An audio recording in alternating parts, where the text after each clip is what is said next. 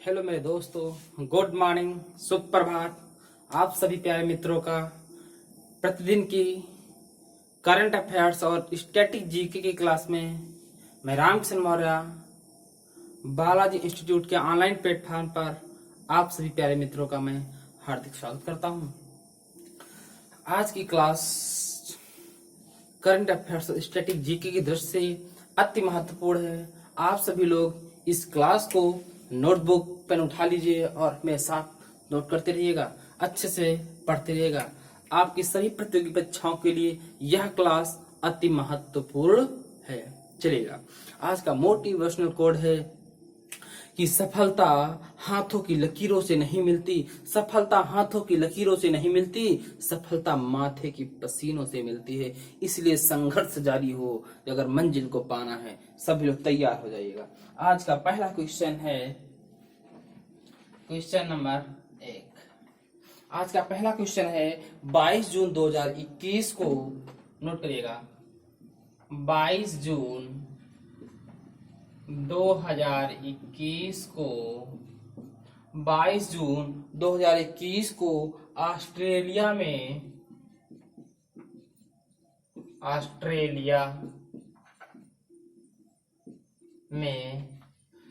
22 जून 2021 को ऑस्ट्रेलिया में जज नियुक्त होने वाले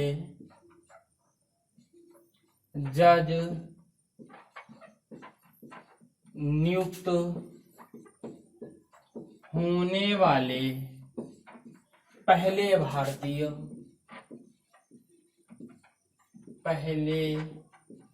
भारतीय कौन बने। आप समझे क्वेश्चन को।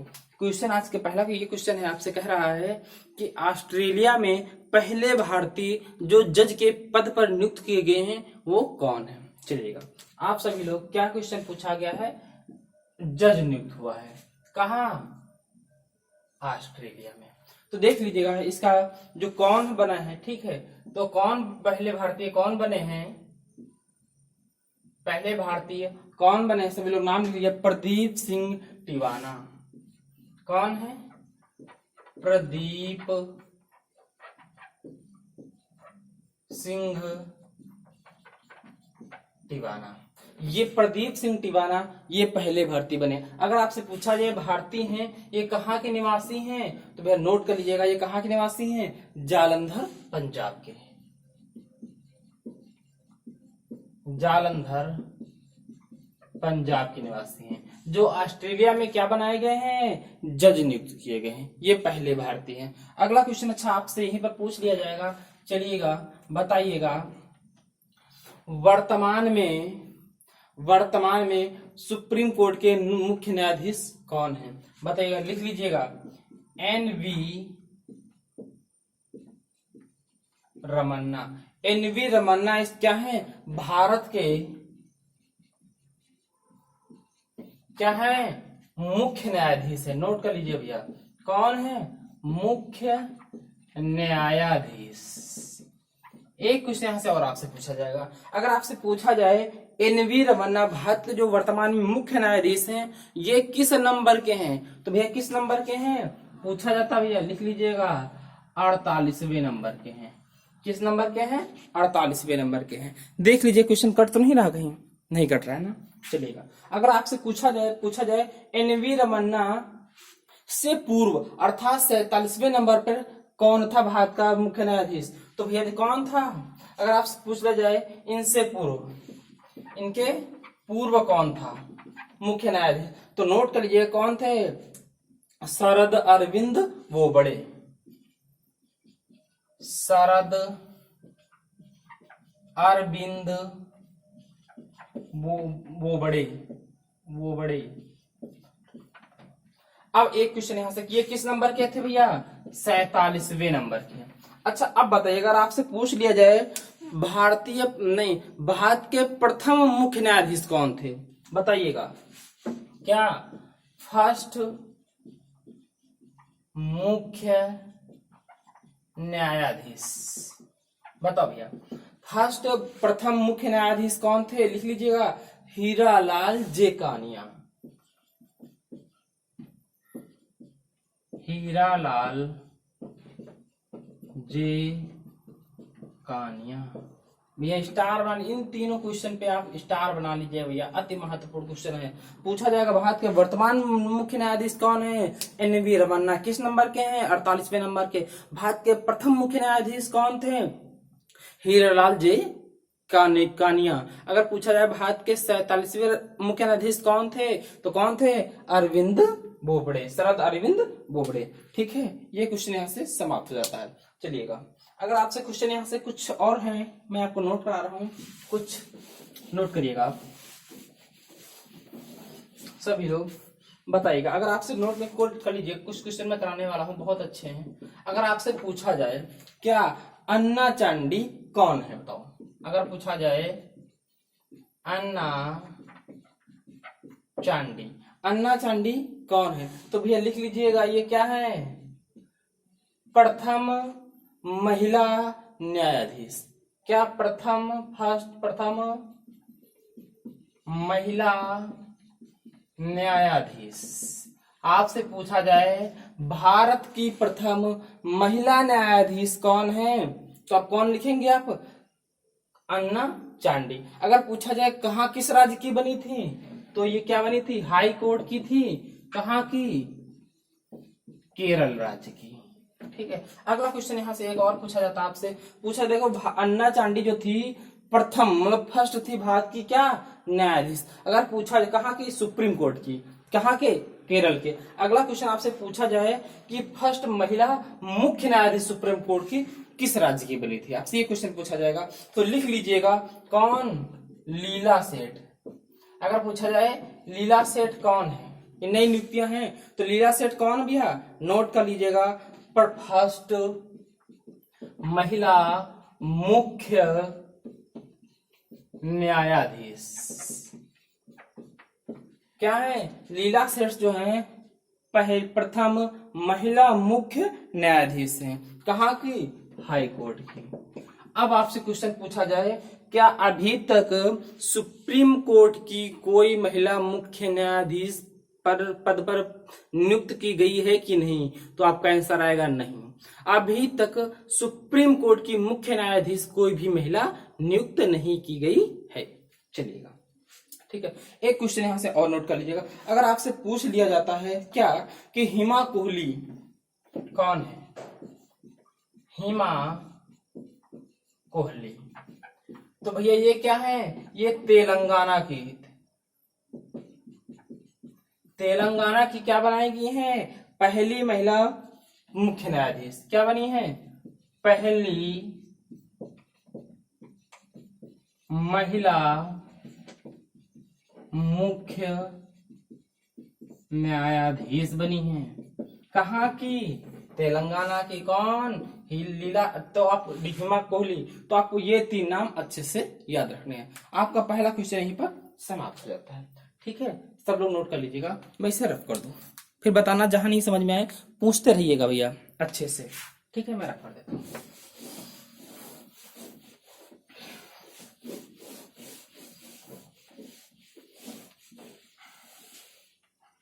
अगर आपसे रख दिया था, अब बताइएगा। क्वेश्चन नंबर 2 है। अब क्वेश्चन नंबर 2 आपसे पूछा जाता है, बताइएगा, जायकोवा डी, लिखिएगा जायकोवा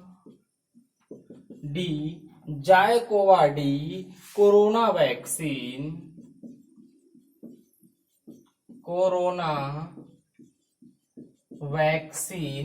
किस कंपनी के द्वारा, या जायकोवा डी कोरोना वैक्सीन किस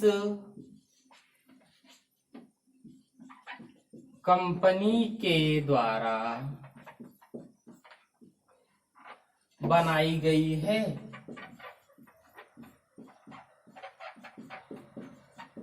बनाई की गई है या निर्माण की है? तो क्वेश्चन है, ZyCoV D COVID vaccine, corona vaccine, इसका निर्माता कौन है, अर्थात इसका किस कंपनी ने इसका निर्माण किया है? किसकी बात चल रही है? जायकोवा डी की। चलिएगा, देखिए जो कंपनी का नाम है आप सब लोग नोट कर लीजिएगा, कौन है? जायडस कैंडिला कंपनी। कौन है? जायडस कैंडिला कंपनी है भैया। क्या किया है? जायडस को कैंडिला कंपनी ने क्या बनाई है? एक कोरोना वैक्सीन बनाई है जिसका क्या नाम रखा गया है? ZyCoV D. ठीक है, अगला क्वेश्चन आपसे यहाँ पूछा जाएगा। तो क्या किया गया है? जायकोवा डी के लिए क्या इसकी मतलब इसके मंजूरी के लिए आवेदन किया गया है। क्या इसकी मंजूरी के लिए क्या किया गया है? आवेदन किया गया है। अगला क्वेश्चन आपसे यहां से पूछा जाएगा, बताइएगा। अच्छा, अगला क्वेश्चन, इसकी खास बात क्या है? जो जायकोवा डी है ये ट्रिपल डोज है। क्या है? ये ट्रिपल डोज है। तो लिख लीजिए, ये क्या है? देश की पहली। अभी तक भारत देश में कितनी कोविड वैक्सीन उपलब्ध है? 3 प्रकार की। कौन कौन सी? कोवैक्सीन, कोविडशील्ड वैक्सीन, और तीसरी थी स्पुतनिक रूस की। लेकिन चौथी कौन सी होने जा रही है? जायकोवा डी की मंजूरी के लिए आवेदन कर दिया गया है। लेकिन आपसे पूछा जाएगा, अभी तक जो 3 वैक्सीन थी वो डबल डोज में थी, जिनकी 2 डोजें लगती थी। लेकिन जायकोवा डी की कितनी वैक्सीनें होंगी? 3 डोज होंगी। तो ये 3 डोज की क्या हो जाएगी? भारत की पहली हो जाएगी। तो लिख लीजिएगा, भारत की पहली क्या हो जाएगी? Triple dose. भारत की पहली ट्रिपल डोज की क्या होगी? वैक्सीन होगी। ठीक है, अगर आपसे पूछा जाए ट्रिपल डोज की होगी तो ये कैसे लगाई? देखिएगा, जब आपको फर्स्ट लगा दी जाएगी, समझिएगा, जिस दिन आपके फर्स्ट कोविड वैक्सीन मान लीजिए आज लगा दी गई है, तो क्या होगा? 28 दिन बाद आपको क्या लगाएगी? सेकेंड डोज लगाई जाएगी। उसके कितने दिन बाद? उसके 56 दिन बाद क्या लगाई जाएगी? आपके थर्ड लगाई जाएगी कोविड वैक्सीन। अगर आपसे क्वेश्चन पूछ लिया जाए, आप सब लोग कर लीजिएगा। देखिए, अगली बात यहाँ पर जायकोवा डी जो है ये कैसी वैक्सीन है? ये नीडल फ्री है, अर्थात सुई फ्री है। लिख सकते हो, ये जायकोवा डी है, इसकी खास बात क्या है? नीडल फ्री वैक्सीन है। नीडल फ्री वैक्सीन है, ये क्वेश्चन होगा। तो आपसे पूछा जाए जायकोवा डी कोविड वैक्सीन के निर्माता कौन है? तो जायडस कैंडिला कंपनी है। अगर पूछा जाए किस प्रकार की है? ट्रिपल डोज है। ठीक है, पहली डोज, दूसरी डोज कब लगाई जाएगी? 28 दिन बाद। तीसरी डोज कब लगाई जाएगी? दूसरी डोज के 56 दिन बाद। ये भारत की कौन सी होगी? ट्रिपल डोज वाली पहली वैक्सीन हो जाएगी। ठीक है, ये नीडल फ्री वैक्सीन है। अगला क्वेश्चन यहीं से पूछ लिया जाता है कि ये भारत में कौन से नंबर की? इससे पहले भारत में कितनी है? इसके पहले भारत में, नोट करिएगा आप सभी लोग, भारत की ये कौन सी है? ये भारत की ये कौन सी है? चौथी है भैया। तो पहली, दूसरी, तीसरी और कौन कौन सी हैं? तो नोट कर लीजिएगा। पहले नंबर 1 और इससे पहले 3 जो हैं वो कौन कौन है? एक कोविडशील्ड है, कोविडशील्ड, दूसरी है कोवैक्सीन, और तीसरी है रूस की स्पुतनिक।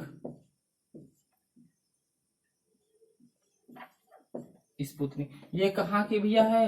ये रूस की कंपनी ने इसे बनाया है। अगर आपसे पूछा जाए कोवैक्सीन जो है इसे किस कंपनी ने निर्माण किया है? सभी लोग नोट कर लीजिएगा, कोवैक्सीन को क्या बनाई है? भारत की कौन?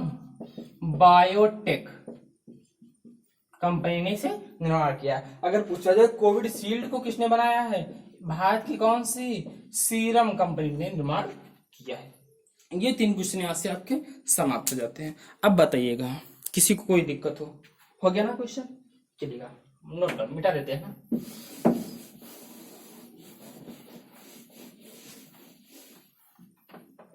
अब बताइएगा, तीसरा क्वेश्चन आज का है।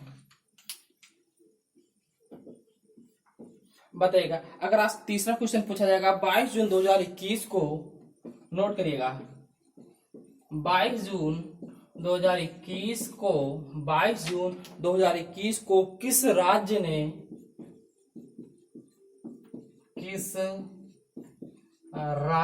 22 जून 2021 को किस राज्य ने आदिवासी क्षेत्रों के लिए आदिवासी क्षेत्रों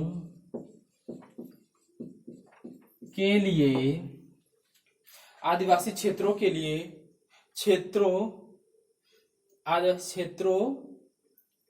लिए कृषि विविधीकरण योजना की शुरुआत की। कृषि विविधीकरण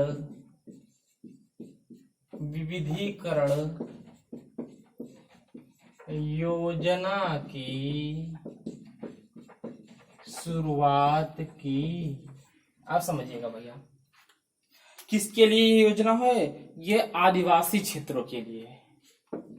किसके लिए है? ये आदिवासी क्षेत्रों के लिए है। अब मेरी बात को समझिएगा, ये क्या है? ये वहां पर चलाई जाएगी जहां पर ये अर्थात आदिवासी क्षेत्र कह लीजिएगा, या जहां जिन जिलों में आदिवासी निवास करते हैं वहां के लिए। कौन सी है योजना?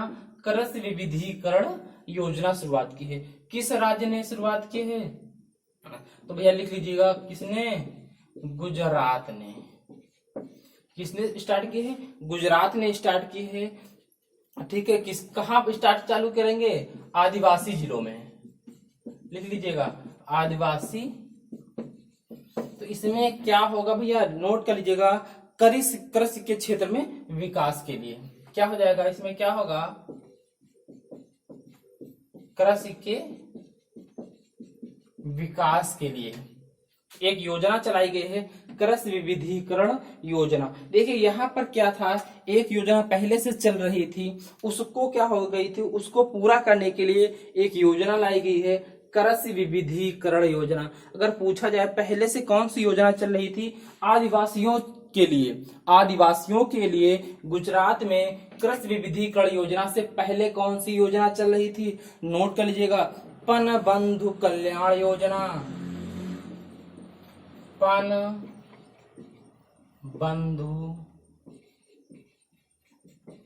कल्याण योजना कब स्टार्ट हुई थी? 2007 में स्टार्ट हुई थी। नोट कर लीजिएगा, 2007 में स्टार्ट हुई थी। कहाँ स्टार्ट हुई थी? गुजरात में। तो ये भी किसके लिए थी भैया? आदिवासियों के लिए थी। ये किसके लिए थी? आदिवासियों के लिए। ठीक है, तो इस योजना को पूरा करने के लिए कौन सी योजना चलाई है? पूरा करने के लिए, मतलब पनबंधु कल्याण योजना जो आदिवासियों के लिए चल रही थी 2007 से, इस योजना को पूरा करने के लिए कौन सी योजना स्टार्ट की गई है? कृषि विविधीकरण योजना। ठीक है, कहाँ स्टार्ट की गई है? गुजरात में। एक क्वेश्चन आपसे और पूछा जाता है, गुजरात की एक योजना और हाल ही की है। देखिए याद रखना, एक ये योजना हो गई, दूसरी ये योजना, एक तीसरी योजना और लिख लीजिए, गुजरात की अति महत्वपूर्ण है आपकी परीक्षा की दृष्टि से, मुख्यमंत्री किसान सहाय योजना। लिख लीजिएगा, मुख्यमंत्री किसान सहाय योजना किस राज्य के द्वारा चलाई गई? तो आप सीधा बता देंगे, गुजरात के लिए चलाई गई थी। गुजरात सरकार के द्वारा या गुजरात राज्य के द्वारा चलाई गई थी। पूछा जाएगा इसमें क्या था? जो प्राकृतिक आपदा थी, इसमें क्या था? प्राकृतिक जो आपदा से क्या होता था? नुकसान होता था। नुकसान की भरपाई के लिए चलाई गई थी यह योजना। ठीक है, बताइएगा यहां तक किसी को कोई दिक्कत हो, ना समझ में आता हो, कहीं पर किसी को कोई दिक्कत हो, बताओ भैया। हो गया ना, ये समझ में आ गया ना? चलिएगा, ठीक है। एक क्वेश्चन यहाँ से, अगला क्वेश्चन आपसे पूछ लिया जाता है, देखिएगा ये कौन सी? कृषि विविधीकरण योजना। एक योजना है भैया कृषि बंधु योजना। वो कहाँ की योजना है? नोट करिएगा सभी लोग। अगर आपसे पेपर में पूछ लिया जाए कृषक बंधु योजना, कृषक बंधु योजना कहाँ की है, तो भैया लिख लीजिएगा कहाँ है, पश्चिम बंगाल की योजना है, अर्थात दीदी की नगरी की योजना है। अब देखिए कृषक बंधु योजना के तहत क्या था, पहले इसे में क्या हुआ था, प्रत्येक किसान को 5,000 रुपए दिए जा रहे थे। अब वर्तमान में क्या कर दिया, कृषक बंधु योजना को 5,000 रुपए से क्या करके बढ़ाकर 10,000 रुपए प्रतिवर्ष कर दिया है।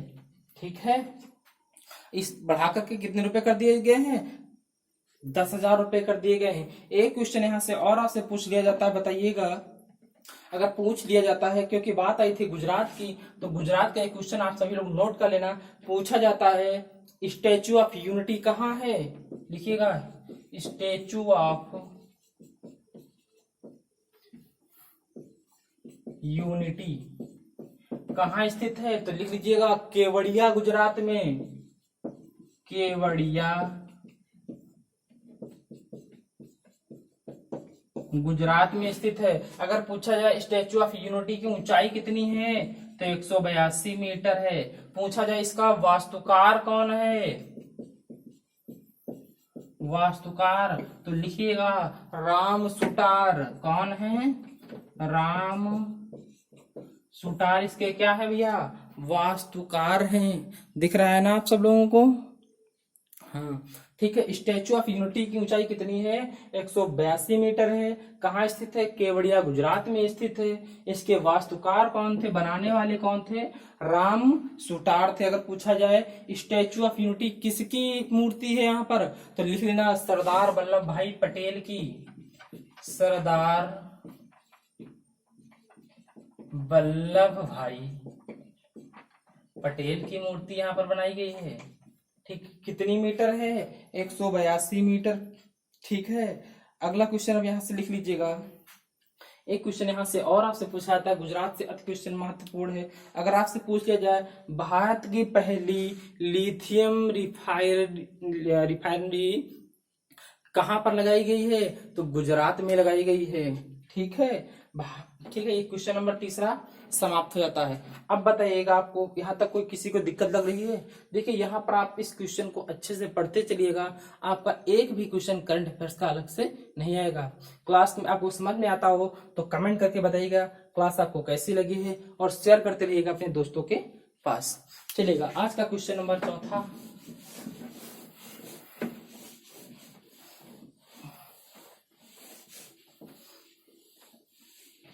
चलिएगा आज का क्वेश्चन नंबर चौथा है भैया, लिखिएगा 22 जून 2021 को, 22 जून 2021 को, 22 जून 2021 को hockey India, hockey India Tokyo Olympic, hockey India ने टोक्यो ओलंपिक, हॉकी इंडिया ने टोक्यो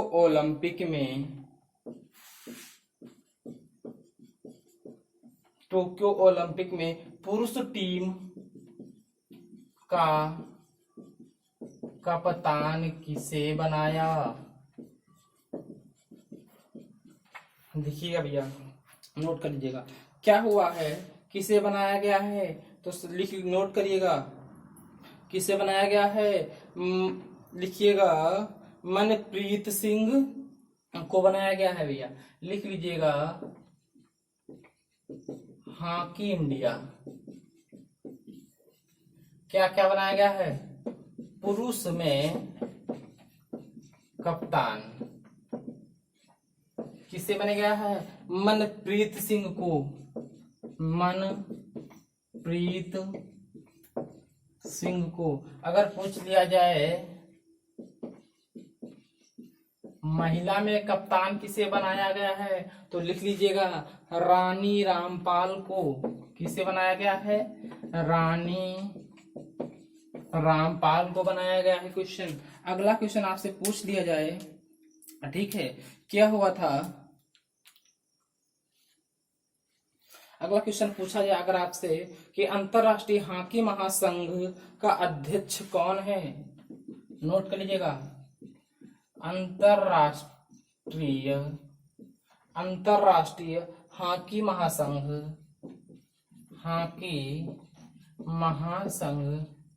का कौन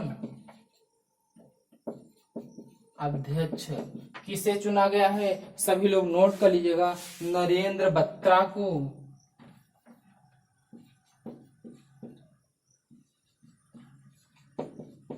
नरेंद्र बत्रा को चुना गया है अंतरराष्ट्रीय हॉकी महासंघ का। यदि आपसे पूछ ले जाए इसका अच्छा मुख्यालय कहाँ पर है?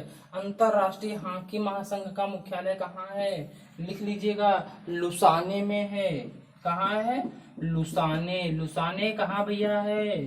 स्विट्जरलैंड में। अगला क्वेश्चन पूछा जाए, राष्ट्रीय हॉकी महासंघ अर्थात भारत के, लिखिएगा, राष्ट्रीय हॉकी महासंघ का अध्यक्ष किसे चुना गया है? बताइएगा। हाँ, राष्ट्रीय हॉकी महासंघ का अध्यक्ष कौन है भैया? सभी लोग कमेंट करके बताइएगा, लिखिएगा, ज्ञानेंद्रो निकोबॉक। ज्ञानेंद्रो निकोबॉक, ठीक है। यहां तक बताइए, किसी को कोई दिक्कत हो? आ रहा है ना समझ में? देखिएगा, आप समझते रहिएगा। इसके क्वेश्चन, जो भी आपका क्वेश्चन आएगा उसके मैं आसपास के जितने भी क्वेश्चन बनने वाले होते हैं, जिस प्रकार से क्वेश्चन बनने वाले होते हैं, चाहे वो स्टैटिक जीके का क्वेश्चन हो, चाहे वो करंट का हो, चाहे थोड़ा ओल्ड करंट का हो, मैं जहां से क्वेश्चन बनने वाला होता है मैं उसके आसपास के क्वेश्चन अवश्य बना ही देता हूँ, ठीक है। बताइएगा, एक क्वेश्चन आप और बता दिएगा, जो थे कौन थे? मोहाली इंटरनेशनल हॉकी स्टेडियम का नाम बदलकर क्या लिखा गया, रख दिया गया है? आपसे पूछ लिया जाए, बताइएगा। चलिएगा, मोहाली इंटरनेशनल हॉकी स्टेडियम का नाम बदल के क्या लिख दिया गया है? बलबीर सिंह स्टेडियम, ठीक है। ये कहाँ स्थित है? पंजाब में। आज का क्वेश्चन नंबर 4 है भैया, ये दूसरा क्वेश्चन हो जाता है, क्वेश्चन नंबर 4। ये क्वेश्चन नंबर 4 हो जाता है, क्वेश्चन नंबर 5वां। आज का अंतिम क्वेश्चन बताइएगा, अगर आपसे पूछा जाए संघाई कारपोरेशन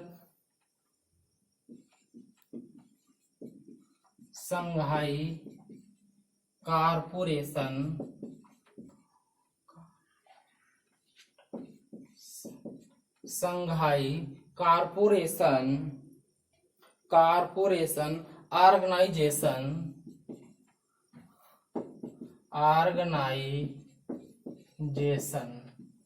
इसको कहा जाता है SCO, संघाई कारपोरेशन ऑर्गेनाइजेशन का मुख्यालय कहाँ स्थित है? अगर पूछा जाए कारपोरेशन का मुख्यालय कहाँ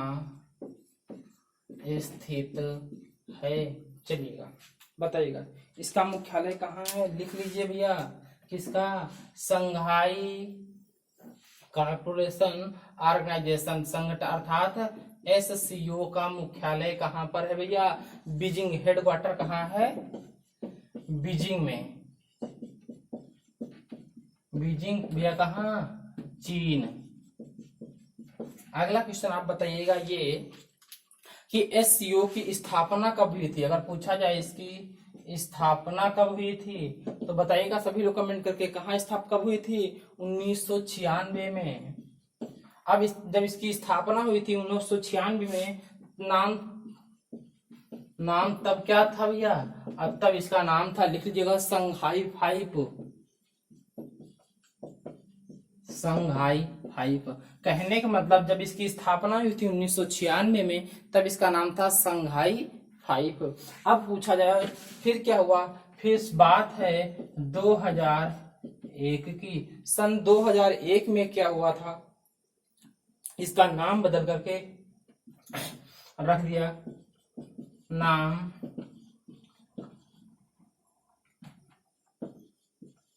बदल कर क्या रख दिया गया, संघाई सहयोग संगठन। लिख दीजिएगा, संघाई सहयोग संगठन। अगर पूछा जाए SCO में वर्तमान में कुल कितने देश हैं, तो लिख लीजिएगा वर्तमान में 8 देश हैं या 8 सदस्य हैं।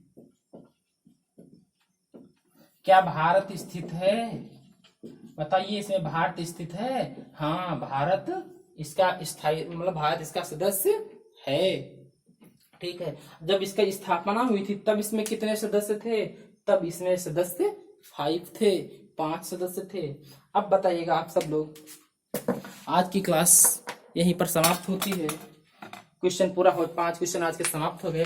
अब आप सब लोग कमेंट करके अब बताइएगा, किसी भी क्वेश्चन में कहीं पर किसी को कोई दिक्कत हो, अगर कहीं पर नहीं आपको समझ में आया तो आप कमेंट कर दीजिएगा। सर क्वेश्चन नंबर 5 में, क्वेश्चन नंबर 2 में, जिसमें नहीं समझ में आया हो, जहां पर दिक्कत में बताइएगा, मैं कमेंट करके आपको क्वेश्चन में देख लूंगा और अगली क्लास में आपका क्वेश्चन सही करा दूंगा, उसका आंसर आपको बता दूंगा। बताइए कमेंट करके। अगर आपको क्लास अच्छी लगती है तो आप यह क्लास अपने सभी मित्रों के पास शेयर कर दीजिएगा। यह क्लास आपके परीक्षा की दृष्टि से, स्टैटिक जीके की दृष्टि से, करंट अफेयर की दृष्टि से अति महत्वपूर्ण है। बस आप इस क्लास को अच्छे से पढ़ते रहिएगा। चलिएगा, आज की क्लास को मैं यहीं पर समाप्त करता हूँ। Okay, bye, take care.